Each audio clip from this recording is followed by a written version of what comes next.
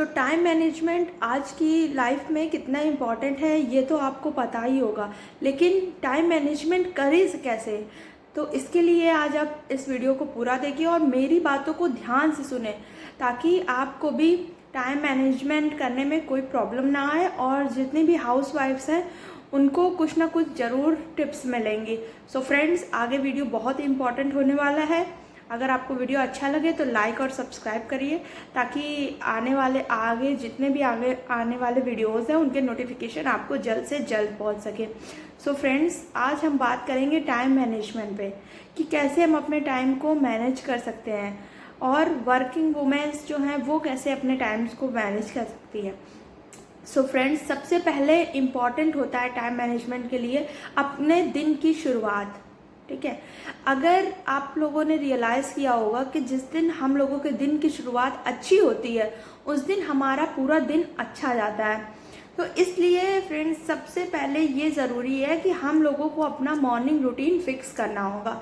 हमें अपने दिन की शुरुआत एक फ़िक्स टाइम से करनी होगी। जैसे हमारे सुबह उठने का शेड्यूल, भले ही आप रात में कितनी भी लेट सोते हो, but if you are preparing for anything, if you are preparing for study, then आपको एक निश्चित सुबह समय बनाना ही होगा उठने के लिए। ठीक है, सुबह उठने का समय आपका निश्चित होना चाहिए। और इससे क्या होगा, इससे आप जब सुबह फिक्स टाइम पे उठेंगे, जैसे आप सुबह 4 बजे नहीं भी उठते हैं तो कोई प्रॉब्लम नहीं है, बट आपको हर हाल में 5:30 से 6 बजे के बीच उठ जाना है। उसके बाद हाउसवाइफ्स क्या कर सकती हैं कि आप अपने घर का शेड्यूल देख सकती हैं। आप अपने घर का शेड्यूल देखिए कि आप लोग अर्ली पर्सन हैं कि लेट पर्सन हैं, कि सुबह जल्दी उठते हैं कि सुबह देर में उठते हैं। अगर जो लोग, जिनके घर के लोग सदस्य सुबह देर से उठते हैं, तो वो क्या कर सकती हैं, उनके उठने से कुछ समय पहले 1 से 2 घंटे पहले उठकर अपने स्टडी को टाइम दे सकती है। तो इससे ये होगा, जब आप अपने दिन की शुरुआत एक ऐसे समय से करेंगे जो आपको बहुत हेल्पफुल है, तो उससे आपको पूरा दिन ऊर्जा मिलती रहेगी। ठीक है, एक पॉजिटिविटी मिलती रहेगी जो आपको पूरा दिन पॉजिटिव और एनर्जीफुल रखेगी। वो आपको काम करने में बहुत हेल्प करेगी, आपका कॉन्फिडेंस बढ़ाने में बहुत हेल्प करेगी। इसलिए अगर जो भी हाउस वाइफ्स हैं वो अपने फैमिली पर्सन्स के उठने से पहले उठकर अपनी स्टडी 1 घंटे की पूरी कर लें, जिससे उनको पॉजिटिविटी मिलती रहे कि मैंने पढ़ाई कर ली है थोड़ी। ठीक है फ्रेंड्स, और जो स्टूडेंट्स हैं वो क्या कर सकते हैं, वो एक फिक्स टाइम ले सकते हैं। जैसे 6 o'clock पे उठ गए, अपना ब्रेकफास्ट फिनिश किया, आफ्टर 1 hour वो स्टडी करने बैठ गए। ठीक है, और जो आगे चीज़ है, सेकेंड चीज़ वो है कि आपको अपने दिन की शुरुआत जो है वो सबसे पहले उस काम से करनी है जो सबसे टफ है।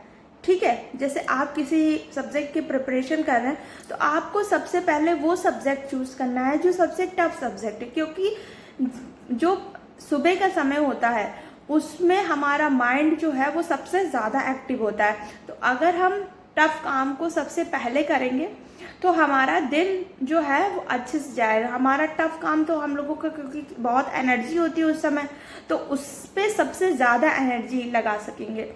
और अगर हम टफ काम को बाद में करेंगे तो ना ही हमें उसको करने का मन होगा और हमें बड़ी लेजीनेस भी फील होने लगेगी। सो फ्रेंड्स, आप क्या कर सकते हैं कि आप टफ काम को पहले कर सकते हैं।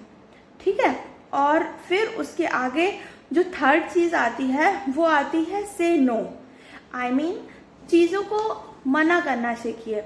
मतलब जैसे कि हाउस वाइफ्स हैं, अगर पूरे घर के काम वो खुद ही करेंगी तो कैसे हो पाएगा, कैसे वो प्रिपरेशन कर पाएंगी। मेरा मतलब ये नहीं है कि वो कामों को छोड़ दें और सिर्फ पढ़ाई पे ध्यान दें, मतलब जितना ज़रूरी है उतना ही काम करें। ठीक है, अगर आपके घर में कोई और है तो आप उनसे बोल सकती हैं, या फिर अगर कोई नहीं भी है तो आप उतनी ही चीज़ों पे रिलाई करिए जितने आपके लिए इम्पॉर्टेंट है। ठीक है, और बाकी अगर जो स्टूडेंट्स हैं वो क्या कर सकते हैं, वो अपना टाइम बता दें घर पे सबसे कि मैं इतनी देर ये काम करूँगा, आपको जो भी काम बोलना है मुझे इस समय तक बोल दीजिए, उसके बाद मैं पढ़ाई करने बैठ जाऊँगा। तो आपको थोड़ा सा ना कहना सीखना चाहिए। ठीक है, ये इम्पॉर्टेंट चीज़ होती है। बहुत से लोग ना नहीं कह पाते हैं और फिर अपना समय बर्बाद कर देते हैं। इसलिए आपको चीज़ों को ना कहना सीखिए। फिर जो अगली चीज़ आती है वो है एक चार्ट पेपर बनाइए। आप चार्ट पेपर पे आप ये लिखिए कि आपका इम्पॉर्टेंट वर्क कौन सा है, कि जो आपको इम्पॉर्टेंट भी है उस पर आप कुछ हिस्से करिए, उसके आप पहला, दूसरा, तीसरा इस टाइप से पार्ट में डिवाइड कर लीजिए। ठीक है, जो फर्स्ट वाला पार्ट है उसमें ये लिखिए कि आपका इम्पॉर्टेंट और क्विक काम कौन सा है, कि आपको क्विक भी करना है और इम्पॉर्टेंट भी है। फिर दूसरा जो इम्पॉर्टेंट है, फिर तीसरा जो क्विक है, और फिर चौथा जो इम्पॉर्टेंट नहीं है। ठीक है, इस टाइप से आप 4 हिस्सों में डिवाइड करके अपने वर्क को लिख सकते हैं। तो जो काम क्विक है और इम्पॉर्टेंट है उसे आप पहले कर लीजिए कि ये तो मुझे जल्दी करना है, और जैसे पढ़ाई है या घर के लोगों के लिए खाना बनाना है। फिर दूसरे में पढ़ाई आती है, तो जो बच्चा, अगर जिन हाउसवाइफ्स के बच्चे हैं तो उनको अपने बच्चों की देखभाल पहले करनी है तो वो काम पहले कर सकती हैं। उसके बाद आप अपनी पढ़ाई तो आपको ही करनी पड़ेगी, वो तो कोई कर नहीं सकता है, तो पढ़ाई आपको ज़रूर करनी है। ठीक है, आप पहले अपनी स्टडी करिए, उसके बाद आप दूसरे काम कर सकती हैं। और जैसे थर्ड सेक्शन में ऐसे वर्क हैं जो ज़रूरी तो है लेकिन आपको करना है ये ज़रूरी नहीं है। ठीक है, मतलब वो कोई दूसरा भी कर सकता है, उसको आप अपने हस्बैंड से भी बोल सकती हैं, या फिर अगर आपका बच्चा थोड़ा बड़ा है, 4 से 5 साल का है, तो आप उससे भी हेल्प ले सकती हैं। तो इस टाइप से आप अपने काम को डिवाइड करके ये देखिए, एनालाइज करिए कि हम कौन से काम मुझे करने हैं और कौन से काम हम दूसरों को डिपेंड कर सकते हैं, दूसरों पे छोड़ सकते हैं। सो फ्रेंड्स, ये बहुत ही इम्पॉर्टेंट चीज़ें हैं जिससे हम अपना टाइम मैनेज कर सकते हैं। ठीक है फ्रेंड्स, फिर और एक जो बहुत ही इम्पॉर्टेंट चीज़ है वो है सोशल मीडिया। सोशल मीडिया आज के समय में एक अच्छी चीज़ भी है और एक बुरी चीज़ भी है। सोशल मीडिया का यूज़ करके व्यक्ति बहुत कुछ सीख सकता है, लेकिन अगर उसको गलत तरीके से यूज़ किया जाए तो वो हमारा टाइम वेस्ट भी कर देती है। ठीक है, इसलिए आप सोशल मीडिया से थोड़ा दूर रहिए जब तक आप प्रिपरेशन कर रहे हैं। ठीक है, सो हाउसवाइफ्स जो हैं वो तो सोशल मीडिया के लिए उनके पास टाइम ही नहीं होता है। अगर वो चलाती भी हैं तो उसको कम कर दें या बिल्कुल बंद ही कर दें अगर उनको प्रिपरेशन करनी है। ठीक है फ्रेंड, और बाकी जो स्टूडेंट्स हैं उनको सोशल मीडिया से कट आउट ही करना पड़ेगा, क्योंकि आजकल का जो कंपटीशन है वो बहुत टफ होता चला जा रहा है। उसमें हम लोगों को बहुत ज़्यादा कंसंट्रेट होकर पढ़ाई करने की ज़रूरत है। इसलिए आप इन चीज़ों का ध्यान दें और मेरी बातों को फॉलो करें। सो फ्रेंड्स, ये कुछ ऐसी बातें हैं जिन्हें आप फॉलो करके अपने टाइम को मैनेज कर सकते हैं।